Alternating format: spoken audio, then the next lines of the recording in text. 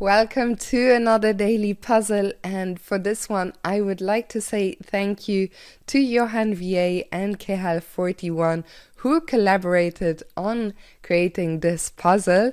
And if we look at the starting position now, we will see that we're down a full queen as well as an exchange, which is not good, but the bright news is we can see that our bishop is currently looking at the white king on e1 while the other bishop cuts off the king, and we can immediately see that, well, if we move the knight on f2 we will have a discovered check here. And now the important thing with this puzzle is not to rush, because one could very easily quickly see, well, I'm going to regain the queen.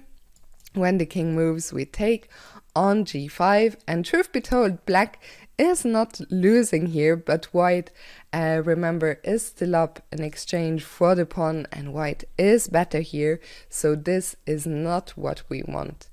And now if we go back to the starting position, we also see that there are two pieces we can take, and the important thing in this puzzle is to realize that the white king is in kind of a bind and only ever has these two squares available to it because of the power of the bishop on a6.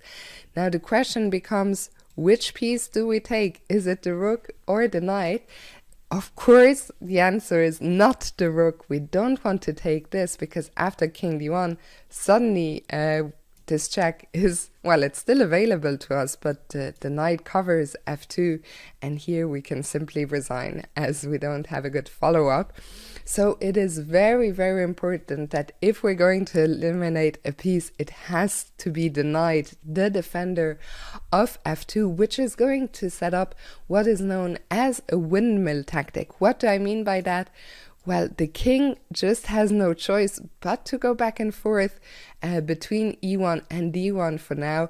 And now, once again, let's not rush to take the queen, because in this position here, oops, sorry, I didn't mean to play king d1. If white played king d1, we would actually be winning here, but white doesn't have to play king d1. White can take on g3, and after knight takes, here suddenly we're even losing, because white has rook takes h7. The computer gives a winning advantage, so we are not in a rush yet to go and capture the queen. We can still take the rook in the corner, because, well, white can take on g3 if they want, but suddenly from being down a queen and in exchange, we are now up a full piece, as well as a pawn, with a completely winning position.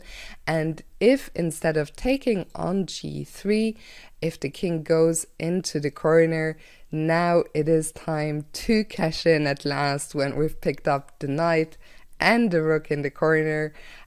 Here after king e1, now it is time for knight e4, when white has nothing better than to take on g3, and this is the same position we just saw, where we have an extra piece and pawn with a winning position. So very well done if you spotted this windmill tactic and did all the right moves in the right order, starting with eliminating the knight, which was defending this f2 square, which allows us to set up the windmill, where we are going to take the rook in the corner next, and only now go for the queen on g5. It is important to note that we have to go for knight e4 check and not another knight check, since if we attack the queen from h3, suddenly the bishop is just hanging. So very careful about that, but knight e4 here wins the day. I hope you enjoyed today's puzzle. Well done if you solved it, and thanks once again to Johan VA and KHAL41. This is Fiona Steil-Antoni. You can catch me streaming at twitch.tv/Fionketta. You can also follow me on my other social media channels, and I will see you for another puzzle very soon.